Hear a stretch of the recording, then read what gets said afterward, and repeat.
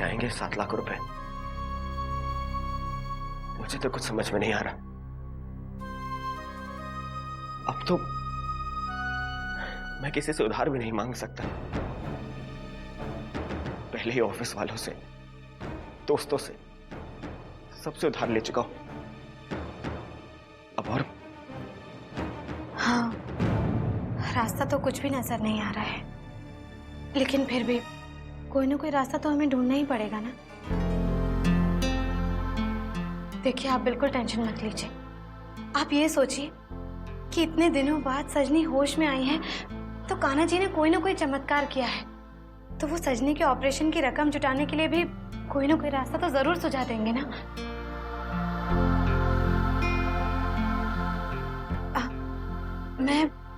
मैं चाचा जी से बात करके देखूं?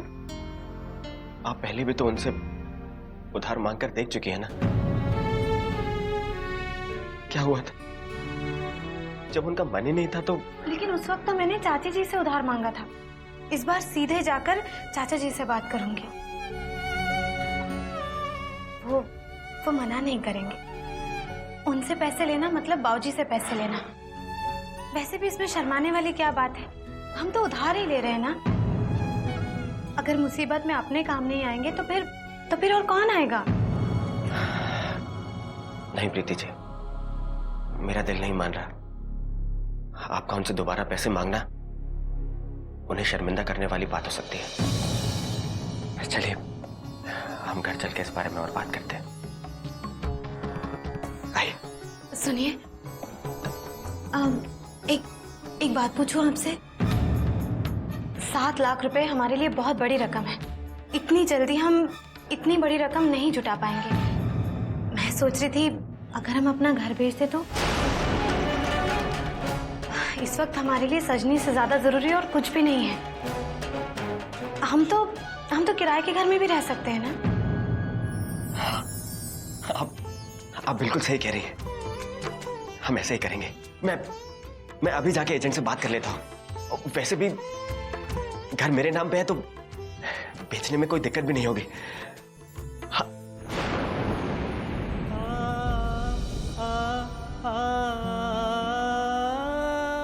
लेकिन प्रीति जी, एक अपना घर ही तो है जो मैं आपको दे पाया हूं।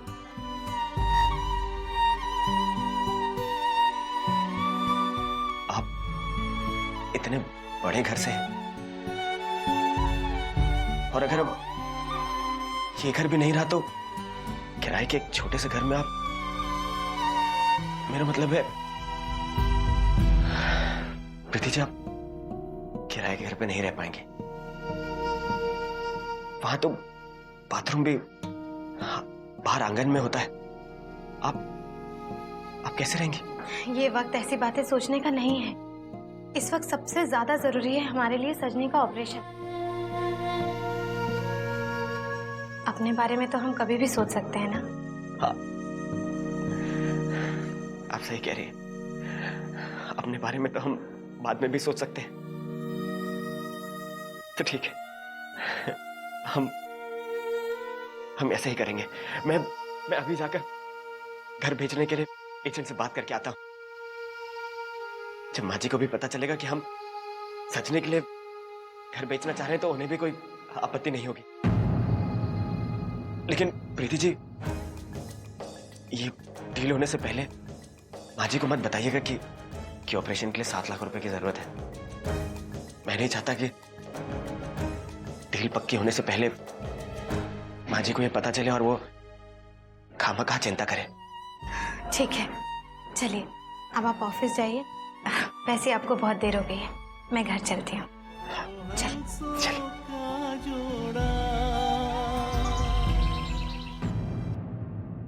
मालकिन, आपके लिए जूस। मैं कब से इंतजार कर रही हूँ। तू अब ला रहा है ये जूस? हाँ, काला नमक डाला है ना इसमें? जी मालकिन। ठीक है, रख दे। नहीं चाहिए मुझे ये जूस। अरे, सुबह से पानी की एक बूंद मेरे गले से नीचे नहीं उतरी है और तुम हो कि बेचारा मेरा विनय उसकी सूनी आंखें देख मेरा तो दिल कर रहा है कि मैं कहीं जाकर मर जाऊं। जा ले जा इसे।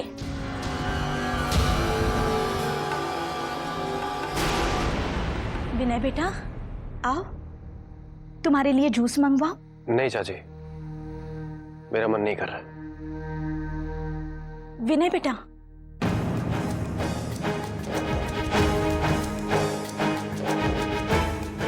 मैं समझ सकती हूँ बेटा, तुम्हारा मन तो अब, देखो राधिका तो नादान है, लेकिन तुम थोड़ी समझदारी दिखाकर उसे समझा बुझाकर घर वापस ले आओ। देखो वो तुम्हारी पत्नी है, तुम्हें हर हाल में उसका साथ देना होगा। और अगर वो यहाँ हमारे साथ नहीं रहना चाहती तो तुम वहां जाओ उसके साथ रहने। मैं वहां? हाँ, क्यों नहीं? अच्छा, तुम ये सोच रहे हो कि लोग क्या कहेंगे? अरे लोग तो अभी यही कह रहे हैं कि विनय की बीवी उसे छोड़कर चली गई। कहने दो उन्हें जो कहना है। देखो विनय, तुम अपनी और अपनी पत्नी की खुशी देखो बेटा। और वैसे भी तुम यहां रहो या वहां, रहोगे तो हमारे अपने ही ना। देख विनय बेटा, पति पत्नी का रिश्ता बहुत नाजुक होता है। इसे जोड़ने में कई बार एक पूरी जिंदगी लग जाती है और तोड़ने में एक पल भी नहीं लगता। इसलिए मैं कहती हूं तुम वहां जाओ। नहीं चाची जी, घर छोड़कर वो गई है। अगर वो यहाँ वापस आती है तो मैं मना नहीं करूंगा, लेकिन मैं उसे लेने नहीं जाऊंगा। और वहां जाकर उसके साथ रहना तो बहुत दूर की बात है।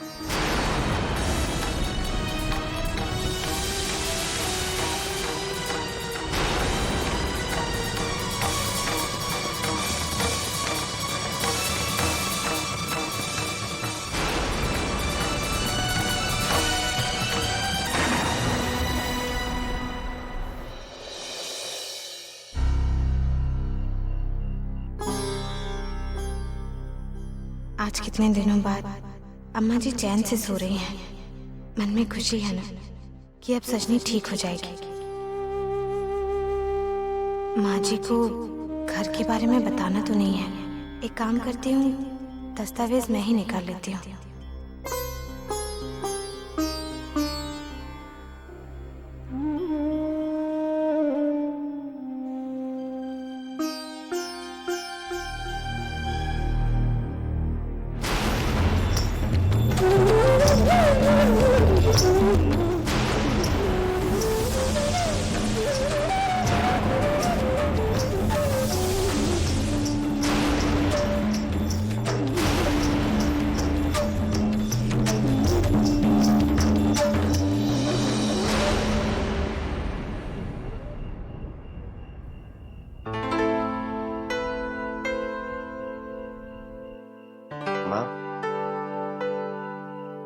देखो, मैं सजनी की पसंद की सारी सब्जियां लेकर आया हूँ।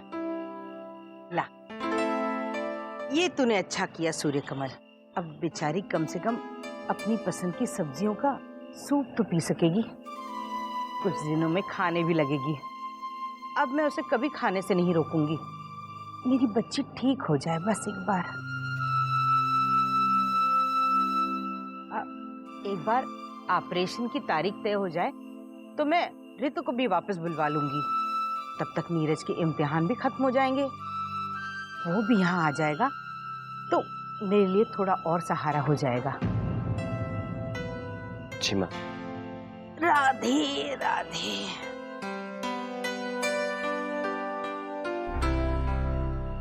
प्रीति जी, आपने माँ जी से पैसों के बारे में तो कुछ? नहीं, मैंने माँ जी से कुछ भी नहीं कहा।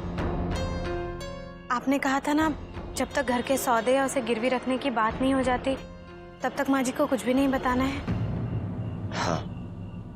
अच्छा, वो घर के दस्तावेज निकाले आपने? हाँ, लेकिन लेकिन आप घर को गिरवी रखने या उसके बेचने का फैसला हमारे हाथ में नहीं रहा।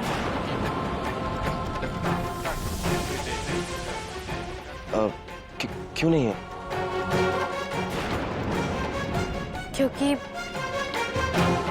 क्योंकि घर आपके नाम पर नहीं है।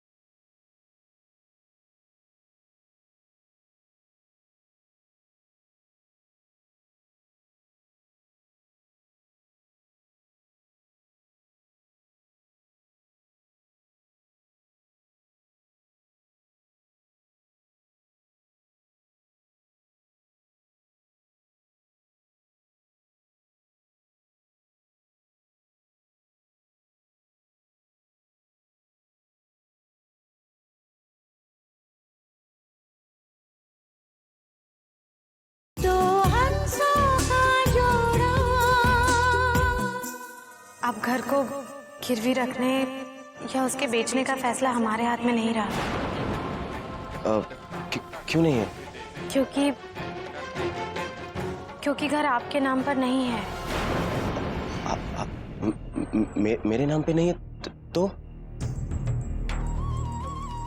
एक मिनट।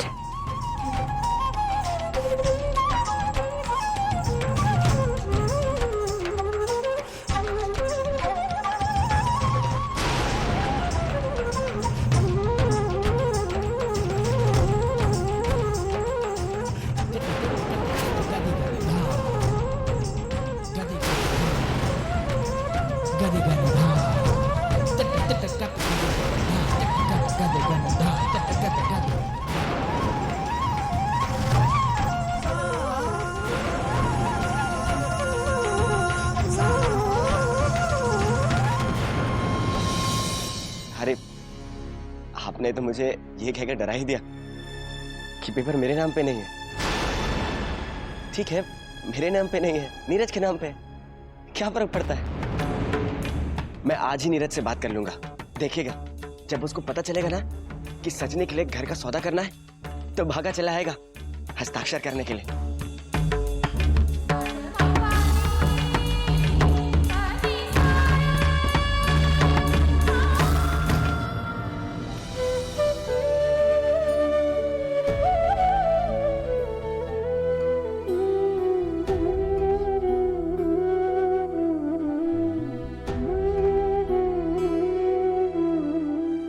विनय,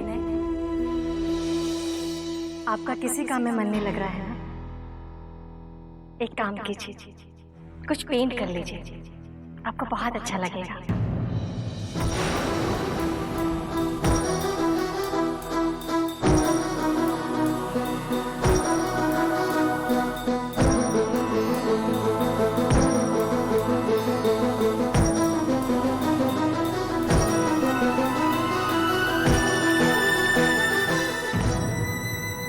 अपनों की खुशियों में हमारे होठों पर मुस्कुराहट आ जाए और उनके दुखों में हमारी आंखों में नमी आ जाए।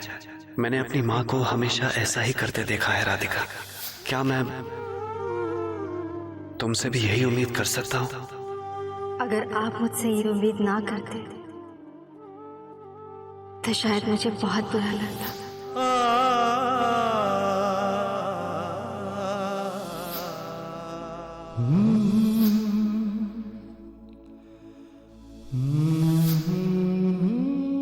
मुझे माफ कर दो।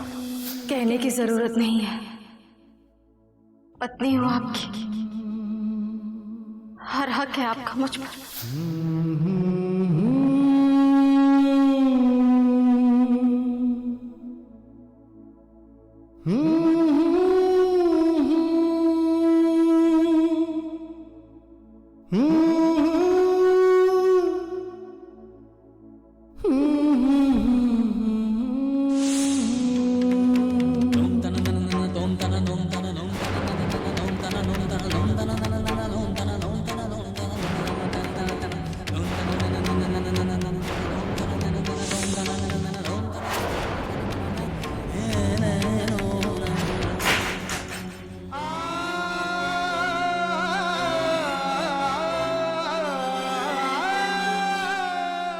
विनय, अब इस माहौल में ना मेरा दम घुटता है। मैं इस माहौल में और घुट घुट कर नहीं जी सकती। अगर आप रहना चाहते हैं तो आप रहिए, लेकिन मैं ये घर छोड़कर जा रही हूँ। अब समझा कि माँ के बिना बाबूजी का दिल अपने कमरे में क्यों नहीं लग रहा था। राधिका की यादों से दूर जाने के लिए मुझे भी इस कमरे से दूर जाना होगा। अभी जाकर चाची जी से कहता हूँ कि मेरे लिए कोई और कमरा ठीक करा दे। तब तक गेस्ट रूम में ही सो जाऊंगा।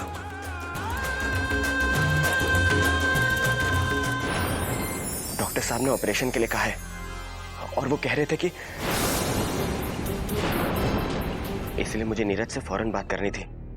अगर वो एक दिन के लिए यहाँ आ जाता तो हम दोनों भाई मिलकर घर के बारे में जो भी औपचारिकता है वो पूरी कर लेते।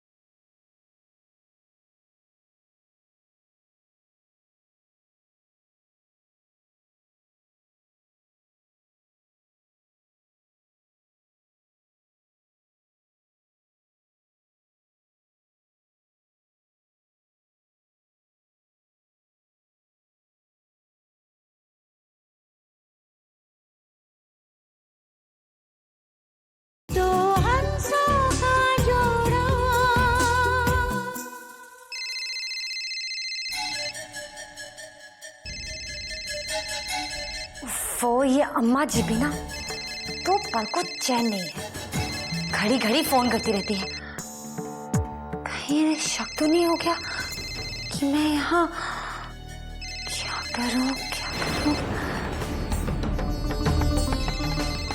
शुक्र है ये पढ़ाई में बिजी है, वरना वापस अम्मा जी से बात करती, फिर भगवान जाने दोनों के बीच में क्या बात होती और ये मुझे ढेर सारी बातें सुनाते। अरे अब फोन काट भी दो।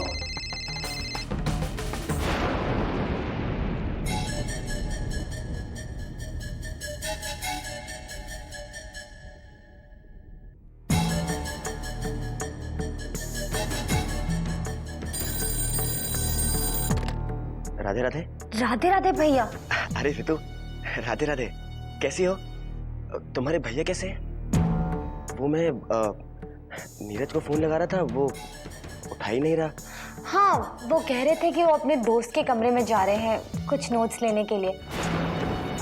मेरा मतलब है कि अभी थोड़ी देर पहले मेरी उनसे बात हुई थी। और बताइए भैया, सजनी कैसी है? अम्मा जी कह रही थी कि वो होश में आ गई है। मैं तो सुनते ही मंदिर होके आई। ये तुमने बहुत अच्छा किया रितु।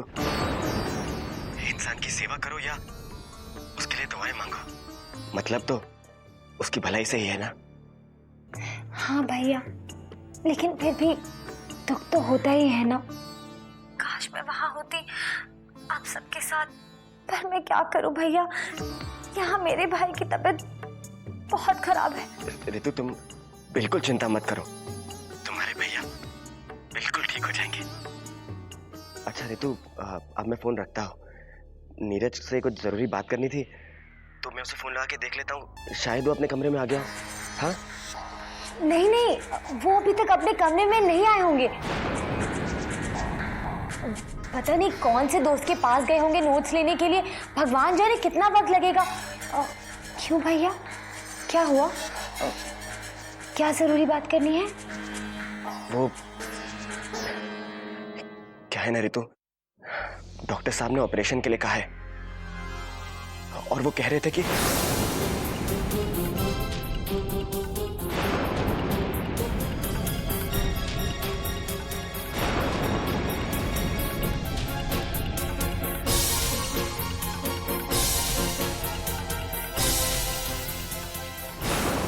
इसलिए मुझे नीरज से फौरन बात करनी थी।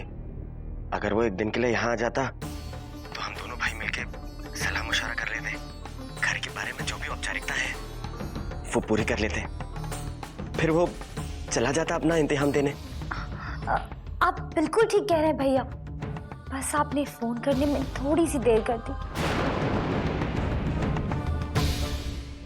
कल इनका एक बहुत जरूरी इम्तिहान है, पर इम्तिहान का क्या है, इस साल नहीं तो अगले साल ही सही। अब इनका करियर बहन के इलाज से बढ़कर तो नहीं है ना।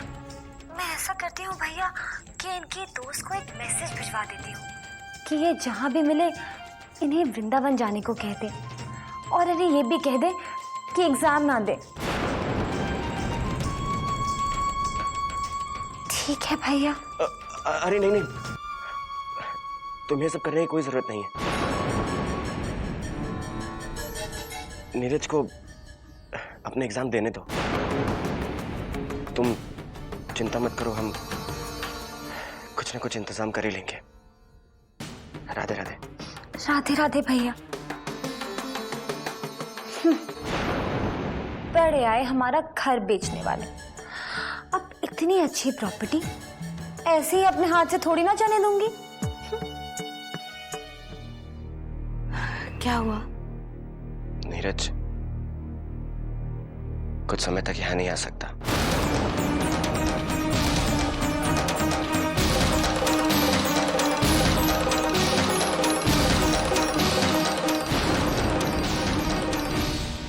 उसे हमने कारोबार से निकाल दिया, हर तरह से जलील किया, लेकिन नहीं, वो यहाँ से टस से मस नहीं हो रहा है। सिर पर बैठा है कमबख्त हमारे। मेरा तो कलेजा जलता है उसे देख देख के। उसका अब यहाँ रहना मुझसे भी बर्दाश्त नहीं होता। कोई चोरी चकारी का आरोप लगाकर उसे इस घर से निकाल दो।